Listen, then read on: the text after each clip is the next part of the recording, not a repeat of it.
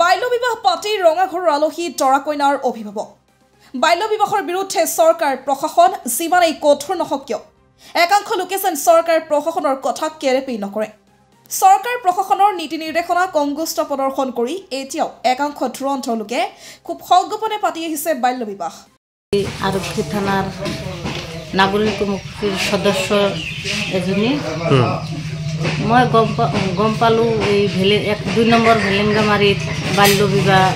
গোপনত চলি আছে সেইটো মই তদন্ত কৰি চাই আহি আমাৰ ভাংনামাৰী থানাত এজাহাৰ দিছোঁ এজাহাৰটো দৰাটোৰ নাম হ'ল আইনাল হক পিতা নুৰজামাল আলী আৰু কইনা নলবাৰীৰ ভাংনামাৰী আৰক্ষী থানাৰ অন্তৰ্গত 1 নং ভেলেঙিমাৰী গাঁৱৰ নুৰজামাল আলীৰ পুত্ৰ আইনাল হকে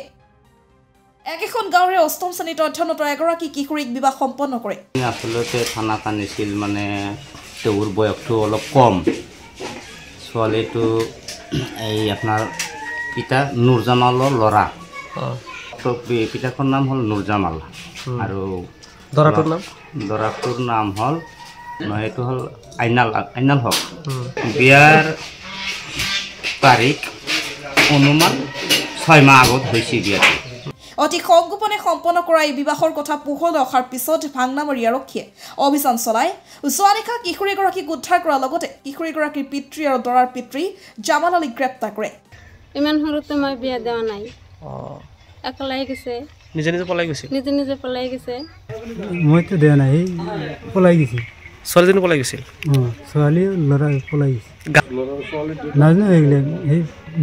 বেলেগ জাগাত যাইছিল আপোনাৰ নাম কি সমস্যালি